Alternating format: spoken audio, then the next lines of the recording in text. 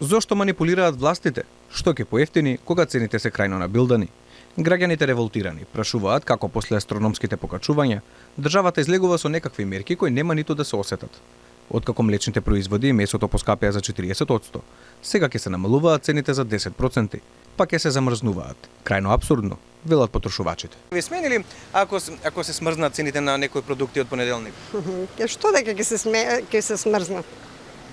Примањата се толку мали и смрзнати да се цените, ефектот не знам каков ќе биде. Ништо не менјава. Ете, ако поевтинат 10% и се смрзнат цените, дали па тоа ќе ги смени? Ништо. Само упола да се скине и готово. Тешко. Мали се платите.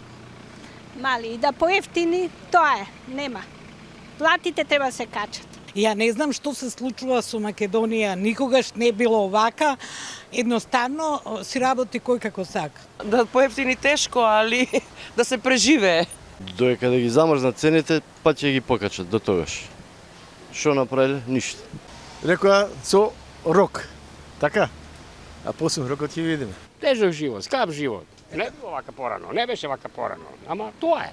Новите мерки кои треба да стапат на сила од идната недела ќе важат за околу 50 на прехранбени производи, кои се очекува да се продаваат поевтино за околу 10%, додека пак на акција ќе може да се продаваат само пијалоци. Ваквата одлука следи во период кога континуирано паѓаат цените на прехранбените производи на светските берзи. Економистите посочуваат дека се е чист владен популизам. Професорот Абдел Бауш за Алфа појасни оти државите во соседството носат долгорочни стратегии за економски раст, а кај нас имаме мерки само за купување на време и социјален мир. Ова е краткорочни мерки, какви и да се.